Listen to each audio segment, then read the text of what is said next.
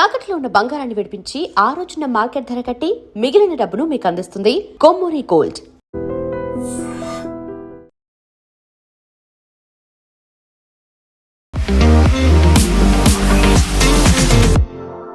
నమస్తే, నేను Kavitha. Welcome to iDream news and నిజాలు. హార్ముజ్ జలసంధిని 48 గంటల్లోపు ఓపెన్ చేయాలి అంటూ ఒక డెడ్లైన్ విధించిన డొనాల్డ్ ట్రంప్ ఎందుకని అంత సడన్గా 5 రోజుల బ్రేక్ అనేది కూడా అనౌన్స్ చేశారు.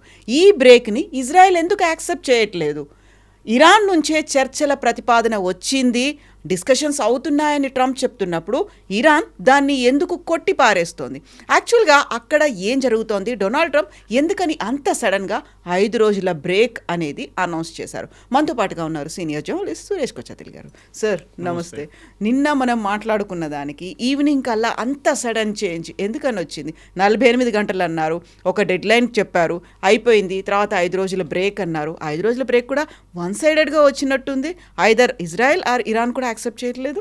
కవిత గారు, నిన్న మన ఛానల్ కాదు ఇంకో ఛానల్ మాట్లాడుతూ నేను తమాషగా చెప్పాను. యాక్చువల్లీ బై జోక్ కసెడ్ ట్రంప్ ఈ 45 గంటలు ఏమి ఉండదు, ఆయన పోస్ట్పోన్ చేస్తాడు చూడండి అని చెప్పాను.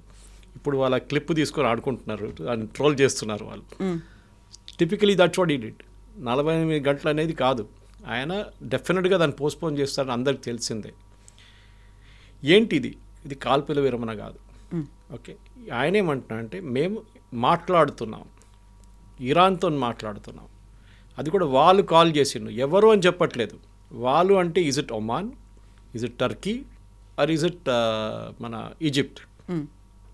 ఎందుకంటే పాకిస్తాన్ పేరు కూడా చెప్తున్నారు. పాకిస్తాన్ని లొకేషన్గా పెట్టుకున్నారు, ఎందుకంటే వీళ్ళు ఇటువైపు వెళ్ళలేరు. సౌదీ అరేబియా పైనుంచి ఓవర్ఫ్లై చేయనియరు ఇరానియన్ షిప్స్ని, ఇరానియన్ ఎయిర్క్రాఫ్ట్ని. ఇటువైపు వెళ్ళొచ్చు, పాకిస్తాన్ వైపు. అది కూడా జరగలేదు, ఫిజికల్ మీటింగ్ జరగలేదు. ఫిజికల్ మీటింగ్ ట్రంపే చెప్పారు నిన్న, ఫిజికల్ మీటింగ్ జరగలేదు, we're speaking on the phone అని చెప్పారు. ఫస్ట్ స్టెప్ ఎవరిని కలిశారు, ఎవరితో మాట్లాడారు? జారెడ్ కుష్నర్, వాళ్ళ Trump son in law, and Steve Witkoff ఆయన పార్ట్నర్, బిజినెస్ పార్ట్నర్. వీళ్ళిద్దరూ మీట్ అయ్యారు, మాట్లాడారన్నారు. ఇరాన్ అన్నారు మేము ఎవరితో మాట్లాడలేదు. మీరు కూడా చూసుంటారు స్టేట్మెంట్ వాళ్ళది. ఈయన చెప్పిన తర్వాత గంట సేపట్లో అది వచ్చేసింది. ఈయన అన్నారు we're speaking to one very senior figure in Iranian this one. And senior figure ఇప్పుడు ఎవరు లేరు వాళ్ళ దగ్గర.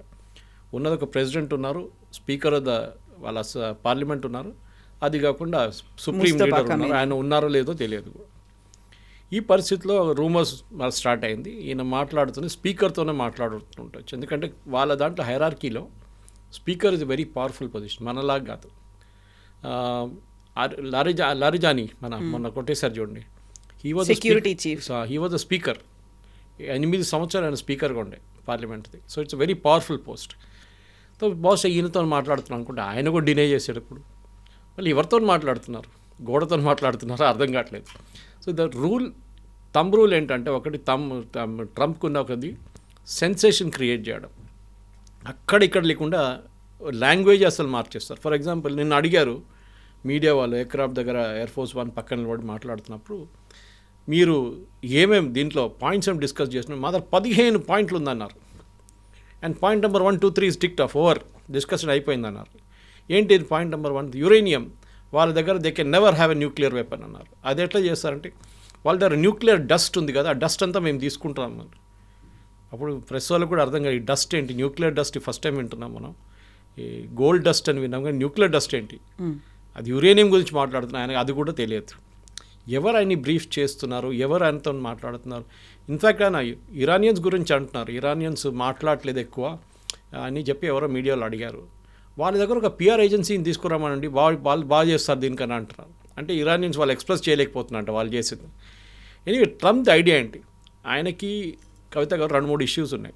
ఒకటి, వాళ్ళ బేస్లోనే మాగా బేస్, ఈవెన్ దో వాళ్ళు సాలిడ్గా ట్రంప్ ఎంటర్ ఉంటారు, వాళ్ళు ట్రంప్ ఏమన్నా కానీ రేపు లోకం అయిపోతుందంటే ఎస్ అంటారు, కాదంటే కూడా ఎస్ అంటారు వాళ్ళు. అట్లాంటి వాళ్ళు వాళ్ళ మ్యాగా డేటాబేస్లో చాలామంది దాంట్లో ఉన్న వాళ్ళకి ప్రాబ్లం వస్తుంది. దట్ వాళ్ళు ఈ ఫ్యూయల్ ప్రైసెస్తోనే వాళ్ళకి చాలా ఇష్యూస్ ఉన్నాయి. అమెరికాలో ఇప్పుడు gas prices is $4 for a gallon. Gallon is about 3.5 litres. Diesel $5 per gallon. 3 నుంచి 4 వెళ్ళింది, డీజిల్ ఏమో 3 నుంచి 5కి వెళ్ళింది. సో డెఫినెట్లీ దాని ఒక పుష్ బ్యాక్ ఉందని. రెండవది, వాళ్ళ స్టాక్ మార్కెట్ పడిపోయింది. అన్నీ ప్రతి కంట్రీలో పడిపోయింది, మనది కూడా అంత సంగతి. Because we're not an island, మనం కూడా వాళ్ళతోనే రియాక్ట్ అవుతాం. కానీ మోర్ ఇంపార్టెంట్లీ వీళ్ళ దగ్గర బాండ్ మార్కెట్ ఒకటి ఉంది. ఈ బాండ్ మార్కెట్ ఇంట్రెస్ట్ రేట్స్ చాలా క్రూషియల్. అమెరికన్ గవర్నమెంట్, మన గవర్నమెంట్ కూడా రిజర్వ్ బ్యాంక్ బాండ్స్ ఇష్యూ చేస్తారు. ఇక్కడ రేవంత్ రెడ్డి వాళ్ళ గవర్నమెంట్కి తీసుకుంటారు 18,000 కోట్లు, 5,000 కోట్లు అలా బాండ్ తీసుకుంటారు. దానికి ఇంట్రెస్ట్ కట్టాల్సి వస్తుంది. ఇంట్రెస్ట్ తక్కువ ఉంటుంది. మనం మార్కెట్ నుంచి బ్యాంక్కి వెళ్ళి తీసుకుంటే 10% ఉంటే, 8% ఉంటే, వీళ్ళ దగ్గర reserve bank government to government 4% ఇస్తారు. ఇది అమెరికన్ గవర్నమెంట్ కూడా చేస్తారు. మనకి ఆల్మోస్ట్ ఇండియాకి $250 మిలియన్ మనకి బాండ్స్ ఇష్యూ చేశారు వాళ్ళ అమెరికన్ గవర్నమెంట్. మన వాళ్ళ అప్పు మన దగ్గర ఉంది. దాంట్లో వీ హ్యావ్ రిడీమ్డ్ $100 మిలియన్, ఇంకా 150 మన దగ్గర ఉంది. ఈ బాండ్ రేట్ పెరిగితే it is indication that your economy is in trouble. Me economy ఏదో పెద్ద ప్రాబ్లంలో పడిపోతుందని తెలిసిపోతుంది. బాండ్ మార్కెట్ లాస్ట్ 1 వీక్ నుంచి ఎక్కడికో వెళ్ళిపోయింది కంప్లీట్గా. యుద్ధం మొదలైనప్పుడు నుంచే స్టార్ట్ అయింది అది. కానీ స్పెసిఫిక్గా ఈ హార్మోస్ ప్రాబ్లం రాగానే అప్పుడు ఇట్ పీక్డ్ అన్నమాట. ట్రంప్ ఈ 2 ఇష్యూస్ మెయిన్గా, ఒక ఫ్యూయల్ ఒకటి, సెకండ్ ఇస్ ఈ బాండ్ రేట్స్, 2 ట్యాకిల్ చేయకపోతే డెఫినెట్గా అమెరికా నెక్స్ట్ ఒక వారం లోపల దట్ మేజర్ ప్రాబ్లం ఉండబోతుంది తెలిసిపోయింది దానికి. ఏదో ఒక అనౌన్స్మెంట్ చేయాలి నేను. ఆయన అన్నారు యుద్ధం అయిపోయిందన్నారు. యుద్ధం అయిపోయినప్పుడు మళ్ళీ డిస్కషన్ ఎందుకు? వాళ్ళు కొట్టిపడేసాం, there air force is gone, navy is gone, nothing is there, లీడర్షిప్ని కొట్టేసాం, మళ్ళీ ఏం మిగలలేదన్నారు. మళ్ళీ first level, second level, third level కూడా అయిపోయింది అని చెప్పారు. మళ్ళీ మీరు ఎందుకు మళ్ళీ డిస్కషన్ చేస్తున్నారు? మీరే అన్నారు కదా అన్నీ అయిపోయినాయని చెప్పి. They cannot launch any more nuclear missile, they cannot do this, cannot. కానీ స్పెసిఫిక్గా ఏం జరిగిందంటే, ఈయన మొన్న ఈ థ్రెటన్ చేసినప్పుడు 45 గంటల తర్వాత మేము వాళ్ళ పవర్ ఫెసిలిటీస్ మీద కొడతామని చెప్పారు స్పెసిఫిక్గా. And the biggest one to start with which is in Tehran. Iranian power infrastructure ఒక సింగిల్ మొనోలిత్ కాదు. అంటే మొనోలిత్ అంటే ఎక్స్ప్లెయిన్ చేయాలంటే మీకు ఒక సింగిల్ పెద్ద ప్లాంట్ కాదు. ట్రంప్కి అది కూడా తెలియదు. ఇజ్రాయెల్కి అట్లా ఉంది.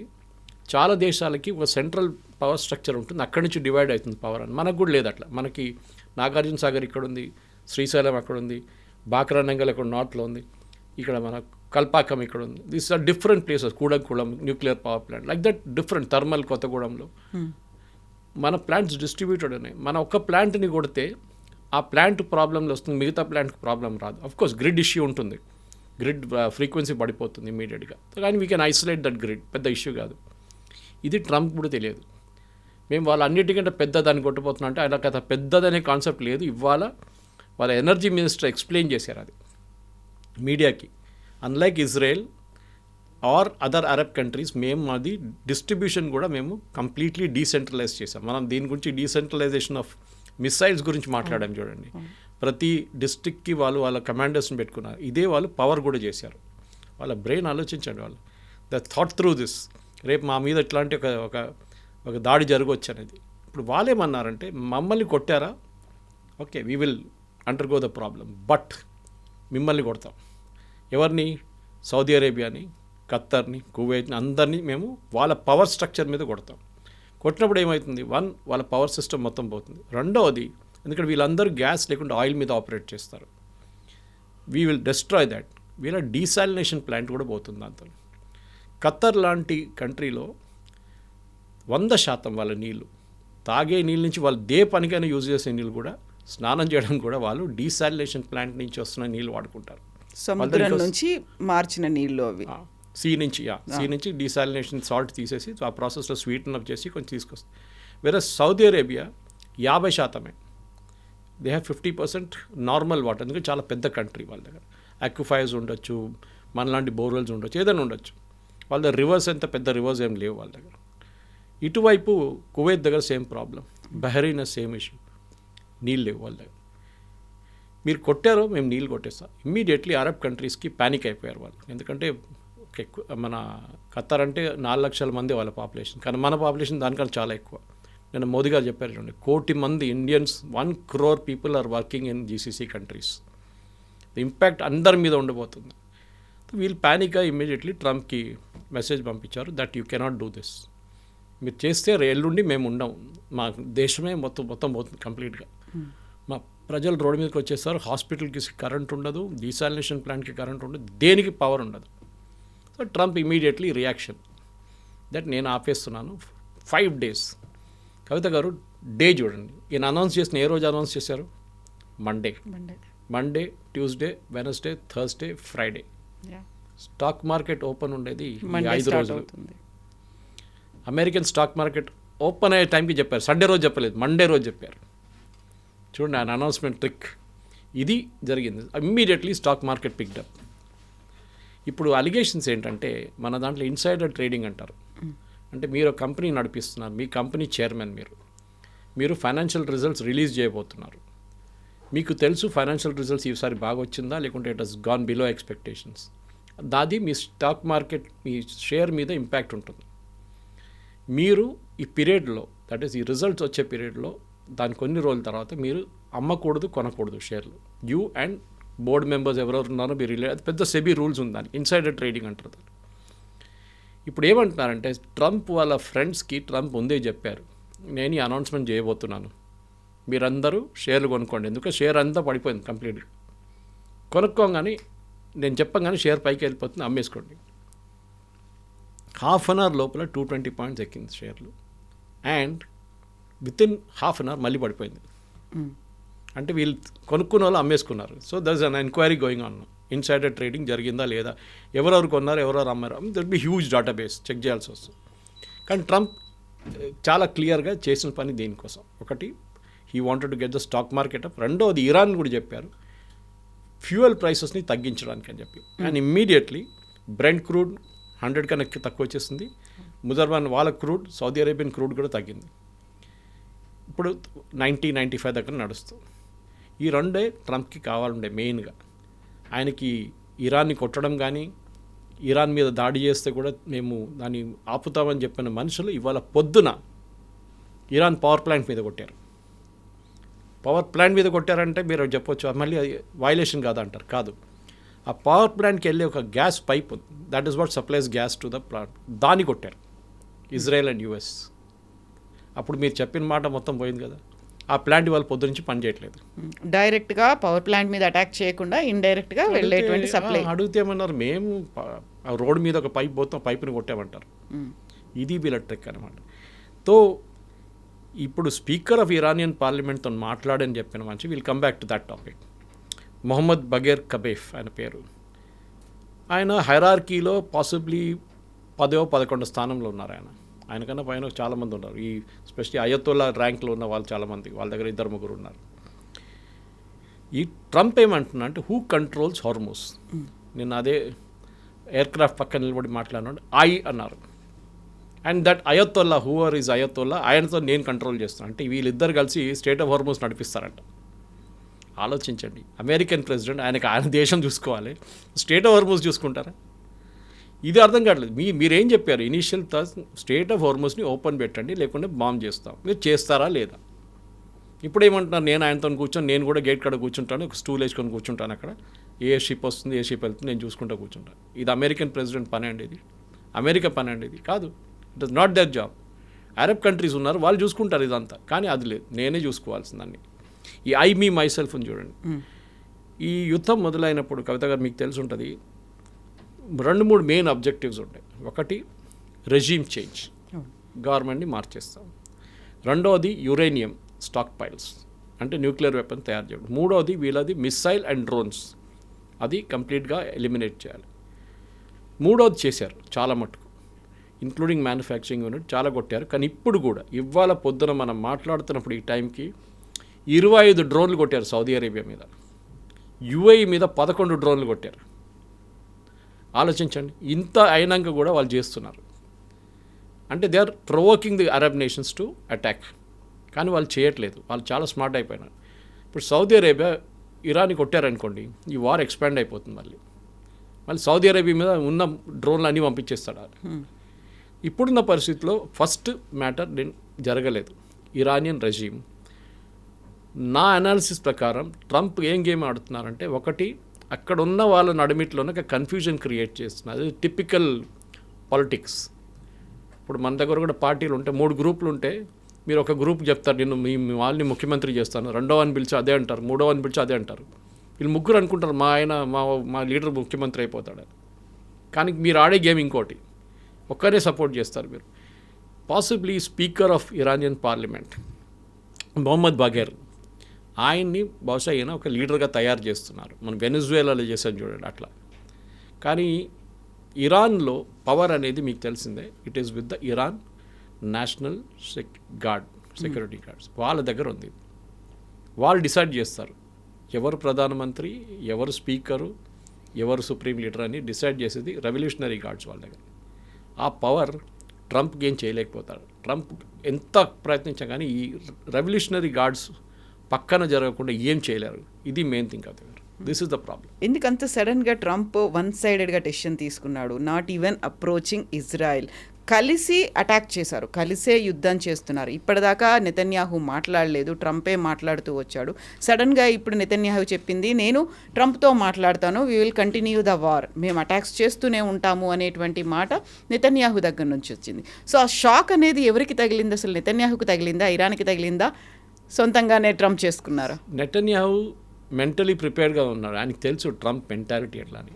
ట్రంప్కి ఒక డొమెస్టిక్ ఆడియన్స్ చూసుకుంటున్నారు ఆయన.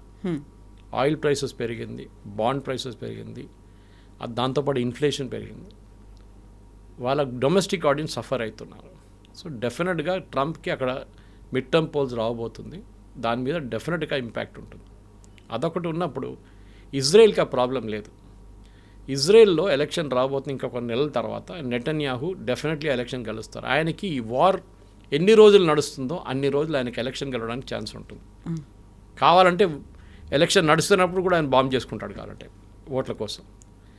వాళ్ళ కాన్సన్ట్రేషన్ అంతా రెండే ఇప్పుడు. ఒకవైపు ఇరాన్ దగ్గర ఉన్న మిసైల్ కేపబిలిటీని కొట్టడం. ఇవాళ పొద్దున కూడా దే అటాక్డ్ ఇజ్రాయెల్. నిన్న డిమోనా అటాక్ చేశారు, మీరు చూస్తుంటారు. న్యూక్లియర్ వాళ్ళ ఫెసిలిటీ, వాళ్ళ ప్లాంట్ అని చెప్పారు, మిసైల్ ప్రొడక్షన్ అని చెప్పారు. న్యూక్లియర్ ఫెసిలిటీ అట్ డిమోనాని లిటిల్ ఇండియా అంటారు. అక్కడ మన మహారాష్ట్ర నుంచి వెళ్ళిన చాలామంది జ్యూస్ అక్కడ ఉన్నారు. ఈ డిమోనాని కొట్టిన దానికి మీరు చూడండి, వాళ్ళు కరెక్ట్గా ప్లాన్డ్గా కొట్టారు. వాళ్ళు ఇరాన్ దగ్గర కేపబిలిటీ డెఫినెట్గా ఉందని తెలిపాను. డిగో గార్షియా కొట్టారు. డిగో గార్షియా సక్సీడ్ కాలేదు, కానీ 4000 కిలోమీటర్ అంటే 3700 కిలోమీటర్ ట్రావెల్ చేస్తుంది ఆ మిసైల్ ఇరాన్ నుంచి. ఇరాన్ దగ్గర ఐసీబీఎం లేదనుకున్నాం, కానీ ఇరాన్ దగ్గర ఐసీబీఎం ఉంది. ఇప్పుడు అమెరికాకి తెలిసింది, పాసిబ్లీ ఇజ్రాయెల్ కూడా తెలియదు ఈ మాట. ఇప్పుడు ఇజ్రాయెల్ స్ట్రాటజీ ఏంటంటే లెబనన్, సౌత్ లెబనన్ ఆక్యుపై చేయడం. వాళ్ళకి లెబనన్ వైపు నుంచి మిసైల్స్ ఆపితే వాళ్ళకి నార్త్ ఇజ్రాయెల్ సేఫ్ అయిపోతుంది, నార్దర్న్ ఇజ్రాయెల్, గోలాన్ హైట్స్ అటువైపు. అది వాళ్ళ స్ట్రాటజీ. సో వాళ్ళు రిపీటెడ్గా నిన్న సౌత్ లెబనన్ మేము ఆక్యుపై చేయబోతున్నాను వాళ్ళ డిఫెన్స్ మినిస్టర్ అన్నారు. లిటానీ రివర్ దాకా that they will capture that south Lebanon. ఆ సౌత్ లెబనన్ అటువైపు వెళ్ళే బ్రిడ్జ్ అంతా కొట్టుపడేశారు నిన్న. మేజర్ బ్రిడ్జెస్ డెమాలిష్ చేసేసారు ఎయిర్ రైడ్లో. వాళ్ళ స్ట్రాటజీ అది ఆక్యుపై చేసుకుంటే వీళ్ళ మిసైల్స్ తగ్గిపోతుంది, వీళ్ళ రేంజ్ ఉండదు అని చెప్పేసి. కానీ అక్కడ కూడా మనం వీఆర్ మిస్టేకింగ్. ఎందుకంటే అక్కడ కూడా మొన్న ఒక ఎయిర్ స్ట్రైక్లో 4 Iranian revolutionary guards senior leaders అక్కడ చనిపోయారు లెబనాన్లో. వాళ్ళు ఏం చేస్తున్నారు లెబనాన్లో? డెఫినెట్లీ వారి యుద్ధం మొదలైన ముందే వచ్చారు అక్కడికి. ఇన్ఫ్యాక్ట్ నస్రుల్లాని చంపినప్పుడు కూడా దాంతోపాటు అక్కడ కూడా 3 రెవల్యూషనరీ గార్డ్ చనిపోయారు. దానికన్నా ముందు ఒక సంవత్సరం ముందు ఒక పెద్ద డిప్లొమాటిక్ ఇన్సిడెంట్ జరిగింది. సిరియాలో ఉన్న ఒక ఇరానియన్ ఎంబసీ పక్కన ఒక బిల్డింగ్ మీద ఇజ్రాయెల్ బాంబ్ వేశారు. 4 రెవల్యూషనరీ గార్డ్ కమాండర్స్ చనిపోయారు. దాంట్లో పెద్ద ఇష్యూ చేశారు వీళ్ళు ఇరాన్. అది diplomatic thing, how did you bomb it, అది అని చెప్పి. సో ఇజ్రాయెల్ చెప్పారు మేమేం చేయాలి, అది that is not inside the compound, పక్కన ఉండే. సో ఇప్పుడు ఇరాన్ ఇప్పుడు ఏం డిమాండ్ చేయబోతున్నారంటే, ఒకటి వాళ్ళకి వాళ్ళ హిజ్బుల్లాని పక్కన పెట్టేస్తారు, హూతీలను కూడా పట్టించుకోరు, హమాస్ని కూడా దే డిస్బ్యాండ్ దమ్ నౌ. కానీ మేము యుద్ధం ఆపాలంటే మీ 3-4 డిమాండ్స్ వాళ్ళు ఆల్రెడీ ముందే చెప్పేశారు. ఒకటి, మా మీద ఇప్పటి నుంచి దాడులు జరగకూడదు. అది ఎవరైనా అగ్రీ చేస్తారండి? చేయరు. America will not agree, Israel will not agree అట. రెండవది, మాకు మా న్యూక్లియర్ ప్రోగ్రామ్ పీస్ఫుల్ పర్పసెస్ కోసం మేము నడిపించుకుంటాం, మిగతా న్యూక్లియర్ది ఐఏఏకి ఇచ్చేస్తాం కావాలంటే. 450 కిలోలు ఎంత ఉంది, 50 కిలోలు మాకు కావాల్సిన న్యూక్లియర్ ప్లాంట్ కోసం పెట్టుకుంటాం, మిగతా 400 కిలోలు we will give it to International Atomic Energy Agency or Russia, whoever it may be. మూడవది, ఇప్పుడు దాకా జరిగిన దాడుల్లో వాళ్ళ ఇన్ఫ్రాస్ట్రక్చర్ మొత్తం ధ్వంసమైంది, దానికోసం కాంపెన్సేషన్ కావాలి. ఈ 3 మెయిన్ పాయింట్స్ వాళ్ళ దగ్గర ఉంది. దీని ఫస్ట్ పాయింట్ ఇజ్రాయెల్ అంగీకరించారు. Even if US says yes, Israel still say no.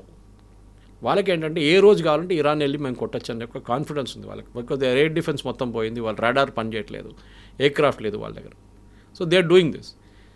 America బహుశా అగ్రీ చేయొచ్చు దట్ మీ మీద దాడి చేయం, అయిపోయింది మాది, మా ప్రోగ్రామ్ ఫినిష్ అయిపోయింది. కాంపెన్సేషన్ కూడా ఎవరు ఇవ్వరు.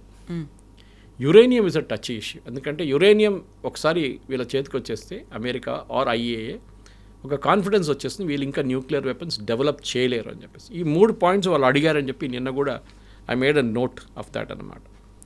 కానీ ఇక్కడి నుంచి ముందుకు వెళ్ళాలన్నప్పుడు వీళ్ళు ఏం చేస్తారు, what should be the next step of America. నేనేమనుకున్నాను, నిన్న ట్రంప్ ఇంత సీరియస్గా అనౌన్స్ చేసిన తర్వాత ఇవాళ బహుశా ఒక డల్ డే ఉండబోతుంది, మనకి డిస్కషన్ కూడా ఏమి ఉండదు టిల్ ఫ్రైడే మనం ఏం న్యూస్ లేదు, బాంబులు పడలేదు అనుకుంటే అప్పుడే పడ్డది బాంబు పొద్దునే. ఇజ్రాయెల్ వేసారు, దాని తర్వాత అమెరికా వచ్చి ఇచ్చారు, చెప్పాను చూడండి, పవర్ ప్లాంట్ పక్కన కొట్టారు. సో దట్ మీన్స్ వీళ్ళు ఆపట్లేదు. ట్రంప్ చెప్పిన మాట ట్రంప్కే వీళ్ళు ఆయనకే ఎవరు పట్టించుకోవట్లేదు. ఎందుకంటే వాళ్ళ ఆర్మీ, వాళ్ళ air force and their navy వాళ్ళు ఎవరు ఇప్పుడు ట్రంప్ని మాట వినట్లేనట్లున్నారు. ఎందుకంటే మరీన్స్ని తీసుకొస్తున్నారు ఖర్గ్ ఐలాండ్ మీద దాడి చేయడానికి. మీరే అన్నారు హార్మూజ్ ఓపెన్ పెట్టండి, we will patrol it together అని చెప్పారు. మళ్ళీ why are you going to Kharg Island? Moment అమెరికాలో చాలా సెన్సిటివ్ అనే ఇష్యూ అంటే బూట్స్ ఆన్ ద గ్రౌండ్ అంటారు. అంటే వీళ్ళ సోల్జర్స్ని ఫిజికల్లీ అక్కడ వెళ్ళి పంపించడం, ఇరాన్లో బ్యాటిల్ ఫీల్డ్లో ఉంచడం. డెఫినెట్గా చాలామంది చనిపోతారు, డ్రోన్లు కానీ మిసైల్ కానీ ఏదో అది జరిగితే ఈవెన్ 5 మంది చనిపోతే కూడా it will become a big issue in US. వాళ్ళకి చాలా సెన్సిటివ్ అవర్. మనం అంటాం ఎప్పుడైనా single death is a tragedy, million is a statistics అంటాం. అదే సంగతి ఇక్కడ కూడా. ఇప్పటికే 16 మంది చనిపోయారు అని లెక్కలు చెప్తున్నాయి, 140 మంది ఇంజర్డ్ అయ్యారు. అది కూడా చాలా ఇంపార్టెంట్. సో ఇప్పుడు ఆంఫిబియస్ షిప్స్ కానీ అడిషనల్ తీసుకుంటే ఇరాన్ ఏమన్నారంటే, మీరు వీళ్ళని తీసుకొస్తే ఒకటి మేము కార్గిల్ మీద దాడి చేస్తాం, మా సంపత్తి కూడా పోతుంది దాంతో, our tanks will get hit, doesn't matter. మేము రెడ్ సీ వైపు కూడా మైన్స్ వేస్తాం, ఫర్గెట్ స్ట్రైట్ ఆఫ్ హార్మూజ్, అక్కడ కూడా మైన్స్ వేసేస్తాం, రెడ్ సీ వైపు కూడా వేసేస్తాం, మొత్తం పర్షియన్ గల్ఫ్ మొత్తం మేము మైన్లు వేసేస్తాం, ఎక్కడెక్కడి నుంచి షిప్స్ పోతాయి, entire thing will get blockade. ఇప్పుడు ఇదన్నీ కలుపుకుంటున్నప్పుడే ట్రంప్కి ఈ ప్యానిక్ సిచ్యువేషన్లో వచ్చేసారు. సో డెఫినెట్గా Arab nations, especially Saudi Arabia and Khattar, వీళ్ళిద్దరు ప్రెజర్ పెట్టుంటారు యూఎస్ మీద, కాదు ప్లీజ్ స్టాప్ దిస్, ఇప్పుడు చాలా అయిపోయింది, ఇప్పుడు దాకా ఆపుదాం అనుకున్నాం కానీ మీరే చెప్పారు యుద్ధం అయిపోయింది, వీఆర్ వైండింగ్ డౌన్ ఆపరేషన్స్ అన్నారు. మళ్ళీ మీరు $200 బిలియన్ ఎందుకు అడిగారు యూఎస్ కాంగ్రెస్ దగ్గర? ఇవాళ కూడా ఉంది, ఇవాళ కూడా డిస్కషన్ ఉంది దాని మీద. అయిపోయింది కదా యుద్ధం, మళ్ళీ $200 బిలియన్ ఎందుకు? ఇది ప్రశ్న. ఇరాన్కి అంత స్ట్రెంగ్త్ ఎక్కడి నుంచి వస్తుంది, ఎలా వస్తుంది? ఇన్ని రోజులుగా కంటిన్యూ అవుతుంది, 4th వీక్ అనేది ఉంది, అండ్ ఫైటింగ్ వెరీ స్ట్రాంగ్ అనేది ఉంది కదా. ఇరాన్లో అందరు అండర్ ఎస్టిమేట్ చేశారండి. అది not just president Trump, Benjamin Netanyahu, GCC countries, అందరూ ఎవ్రీబడి అండర్ ఎస్టిమేటెడ్ ఇరాన్. వాళ్ళు అనుకున్నారు వీళ్ళని ఫస్ట్ డే కొట్టారు చూడండి, దాంతో ఇరాన్ అయిపోయింది, సరెండర్ అయిపోతారు, ట్రంప్ చెప్పినట్ల నేను ఇంటర్వ్యూ తీసుకుంటాను నెక్స్ట్ లీడర్ కోసం, అన్నీ రెడీగా ఉన్నారు వాళ్ళు. కానీ ఇరాన్ ఇట్లా రిటర్న్ ఏం చెప్తారు అటాక్ చేస్తారని వీళ్ళు ఎవ్వరు అనుకోలేదు, కళలో కూడా వీళ్ళు రాకపోవచ్చు, చేశారు వాళ్ళు. అని దానికి కారణం ఏంటంటే, ఒకటి they had time to prepare, చాలా మెథాడికల్గా ప్రిపేర్ అయ్యారు వాళ్ళు. నేను చెప్పాను చూడండి, ఈ డిస్ట్రిబ్యూషన్ అంటే వార్, నిన్న రాత్రి కూడా I was hearing on military ఛానల్లో నేను ఒక ప్రోగ్రామ్ విన్నాను, వార్ అనేది, and even Fareed Zakaria did a very good program దాని గురించి. $20,000 ఉన్న డ్రోన్ని యూజ్ చేసి $5 మిలియన్ ఉన్న ఒక మిసైల్ని కొట్టడం ఈ యుద్ధం కాన్సెప్టే మార్చేసింది. అమెరికాకి అర్థమైపోయింది, సరే మేము 20 డ్రోన్లు కొట్టుపడేసాం, కానీ మీ కాస్ట్ ఏంటి? What is the cost of bringing down the drone? You are spending millions. వాడికేం పోయింది అంటే, ఒక $5 మిలియన్ ఉన్న ఒక మిసైల్కి యూ కెన్ బై 400 డ్రోన్స్. ఆలోచించండి ఎక్కడుంది. ఇరాన్ మాస్ ప్రొడ్యూస్ చేస్తారు. ఇప్పుడు నిన్న ఎవరో చూసాను, Indian army should have 1 lakh drones అంటున్నారు. రేపు పాకిస్తాన్ అటాక్ చేయండి, మన దగ్గర 1,00,000 డ్రోన్లు ఉండాలి, మనం పంపిస్తూనే ఉండాలి వాళ్ళ వైపు అంటున్నారు. లాజిక్ కరెక్ట్ అది. ఇప్పుడు యుక్రెయిన్లో చూస్తున్నారు మీరు, మేము అందరూ అన్నారు రష్యా యుక్రెయిన్ వారు ఇట్లానే ఇజ్రాయెల్ గాజా లాగా ఉంటుంది, 2 రోజులు అయిపోతుంది, 3 రోజులు ఫినిష్ చేసేస్తారు పుటిన్. 4 సంవత్సరాలు అయింది, 1,00,000 మంది ఇక్కడ చనిపోయారు, 1,00,000 మంది అక్కడ చనిపోయారు. Any result? No result. ఇప్పుడు కూడా యుక్రెయిన్ రష్యా మీద దాడులు చేస్తున్నారు, ఏది డ్రోన్స్ యూజ్ చేసి. రష్యా ఏం చేస్తున్నారు, ఇరాన్ ఇచ్చిన షహీద్ డ్రోన్స్ వాడుకుంటున్నారు, which is what they are using against Saudi Arabia and వాళ్ళ నేబర్స్ విత్ రింగ్. వార్ అనే కాన్సెప్ట్ కూడా దీంట్లో చాలా మటుకు అమెరికా ఒక అర్థం చేసుకున్నారు.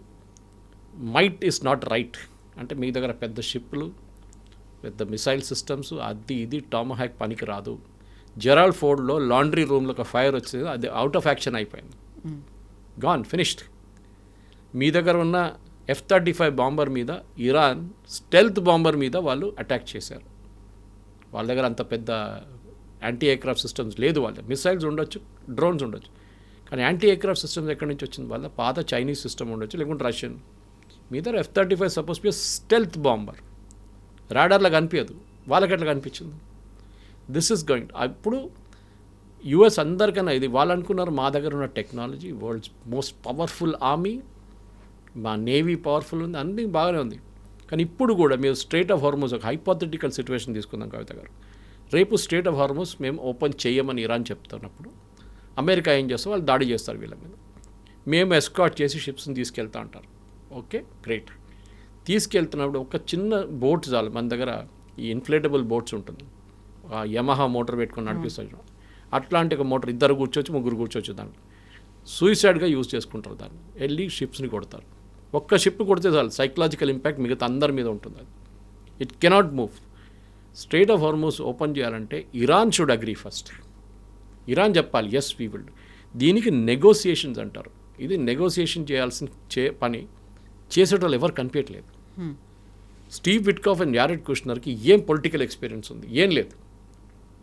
వీళ్ళు ఒకడైతే one fellow is brother, son in law, other guys business partner real ఎస్టేట్లో. ఆ రియల్ ఎస్టేట్ తోటి నెగోషియేట్ చేస్తున్నారు. దీనికి కావాల్సింది ప్రొఫెషనల్ కావాలి, కూర్చొని కంప్లీట్గా నెగోషియేట్ చేసి. పాత దాంట్లో సిస్టమ్ జాన్ బోల్టన్ వాళ్ళ దగ్గర చాలామంది ఉన్నారు అట్లాంటి ఎక్స్పీరియన్స్ పీపుల్, కానీ వాళ్ళు ఎవరు ఇప్పుడు ముందుకు రారు. ఎందుకంటే ఈ ట్రంప్ బిహేవియర్ చూసి వాళ్ళు భయపడుతున్నారు.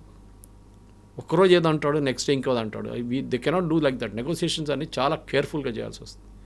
సో బహుశా ఎవరైనా ఎక్స్పీరియన్స్డ్ వాళ్ళని తీసుకొచ్చి వాళ్ళు కూర్చోబెట్టి నెగోషియేట్ చేస్తే బాగుంటుంది. అది ఎవరు నాకు ఇప్పుడు Egypt is a good idea, డెఫినెట్గా Egyptian president is a good idea. Jordanian king ఆ లెవెల్లో ఉండాలి.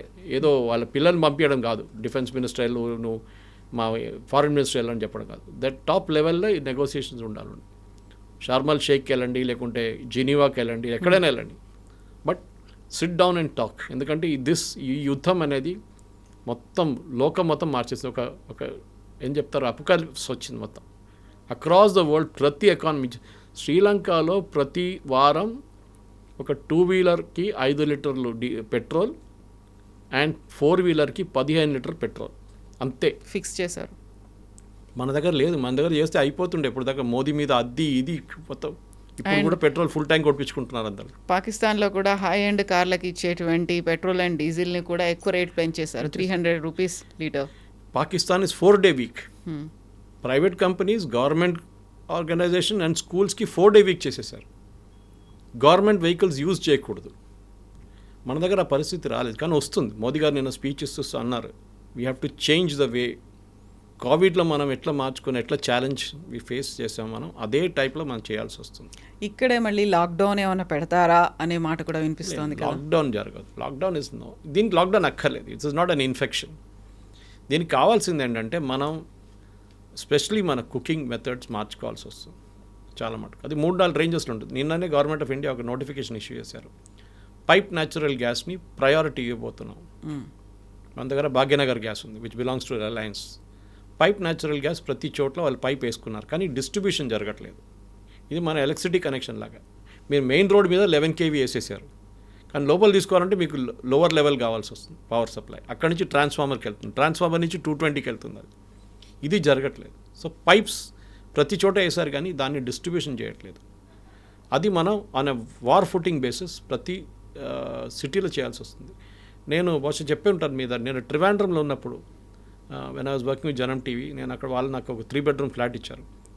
నేను వెళ్ళి చూస్తే గ్యాస్ కావాలని గ్యాస్ కోసం సిలిండర్ కోసం దేవులాడితే అది తెస్తే no need, it's a pipe gas అన్నారు, విచ్ ఇస్ అ రెవల్యూషన్. ఆ టైంలో I'm talking of COVID time. ఆ టైంలో కూడా వాళ్ళ దగ్గర పైప్ గ్యాస్, మన దగ్గర ఎన్నో అపార్ట్మెంట్స్ కొత్త అపార్ట్మెంట్స్ కూడా పైప్లు వేసారు, కానీ కనెక్షన్ ఇవ్వలేదు. సో గవర్నమెంట్ ఒక ఇన్సెంటివ్ ఇవ్వాల్సి. నేను కూడా మాట్లాడారు ఇన్సెంటివ్ గురించి. We have to have an incentive. Especially డాబాలు రోడ్ సైడ్ డాబాలు, వాళ్ళకేం కావాలి, ఎథనాల్ బేస్ కుకింగ్ చేయొచ్చు వాళ్ళు, ఎందుకంటే ఫార్మింగ్ వాటి నుంచి ఎథనాల్ ఈజీగా వచ్చేస్తుంది వాళ్ళకి. రూరల్ ఏరియాస్లో బయోగ్యాస్ యూజ్ చేసుకోవచ్చు. అందరు చేయాలని చెప్పట్లేదు, కానీ we got use to LPG, అది ప్రాబ్లం. ఎల్పిజి మన దగ్గర లేదు, మనం బయట నుంచి తెప్పించుకోవాల్సింది. కానీ మేము ప్రొడ్యూస్ చేయొచ్చు, మీరు క్రూడ్ ఆయిల్ తెచ్చుకొని దాన్ని బై ప్రోడక్ట్గా చేయొచ్చు. ఎందుకు మన హీలియం దొరకట్లేదు? Helium is used in semiconductors, helium is used in MRI scan లాగిపోతాయి రేపు.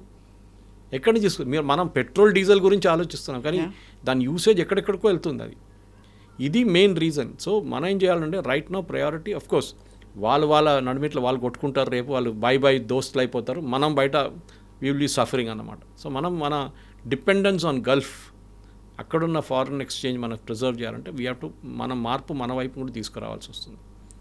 గల్ఫ్ ఎట్లా మారుస్తున్నారు, ఎందుకంటే మొహమ్మద్ బిన్ సల్మాన్ అన్నారు ఈ ఆయిల్ ఎక్కువ రోజులు ఉండదు, we also got to change అన్నారు. ఇవాళ పొద్దున ఐ వాచ్డ్ చాలా మంచి ఒక ఆర్టికల్ వచ్చింది గల్ఫ్ న్యూస్లో. గుజరాత్లో అదానీ వాళ్ళ పెద్ద ఒక సోలార్ ప్రాజెక్ట్, వాళ్ళు ఏమంటున్నారంటే ఇది ఒక 18 టౌన్స్ని ఎలక్ట్రిసిటీ సప్లై చేయవచ్చు అంట, అంత పెద్ద ఫామ్ పెట్టారు సోలార్ది. Why not everywhere? ప్రతి చోట Cochin airport can be fully 100% solar, ప్రతి చోట్ల చేయాల్సింది ఇది. కానీ దానికి ఒక మెంటల్ మేకప్ మార్చాల్సి వస్తుంది. మన దాంట్లో అది లేదు. వీఆర్ కంఫర్టబుల్ విత్ ఎల్పిజి, కానీ ఎల్పిజి అక్కడి నుంచి రేపు రాదు. లేకుంటే ఇప్పుడు చూడండి ఖతార్ ఏమంటున్నా, నెక్స్ట్ 5 years మేము సప్లై చేయలేము, అంత డ్యామేజ్ జరిగింది మాకు. మీరు ఎక్కడికి వెళ్తారు? Qatar supplies world's 20% gas, liquid natural gas. మీరు ఎక్కడ వెళ్ళి తీసుకుంటారు? యూఎస్కి వెళ్తారా, రష్యాకి వెళ్తారా? ఇది పెద్ద ఒక డిబేటింగ్ పాయింట్ ఉంది కవిత గారు, that Indian society it self, ఎందుకంటే మనకు ఎక్కడో జరిగిన యుద్ధం అని కాకుండా మన మీద ఉన్న ఇంపాక్ట్ కూడా మనం నేర్చుకోవాలి. ట్రంప్ రేపు మనం చెప్పినట్ల అయిపోయింది, నేను ఫినిష్ చేసేసాను అన్నీ చెప్పుకుంటూ పోతారు, కానీ ఇది ఇప్పుడు కాదు, నెక్స్ట్ ఇంకో క్రైసిస్ వస్తుంది. దీనికన్నా ముందు ఫస్ట్ క్రైసిస్ 70s వచ్చింది, 90s వచ్చింది. దాని 10 year వార్ వచ్చింది అక్కడ, Iran and Iraq tanker war ఒకటి ఉండే, దాంట్లో అది సేమ్ స్ట్రైట్ ఆఫ్ హోర్మోస్లో జరిగింది ఆ వార్. ప్రతి దాంట్లో ఇట్లాంటి ఇంపాక్ట్ వచ్చింది.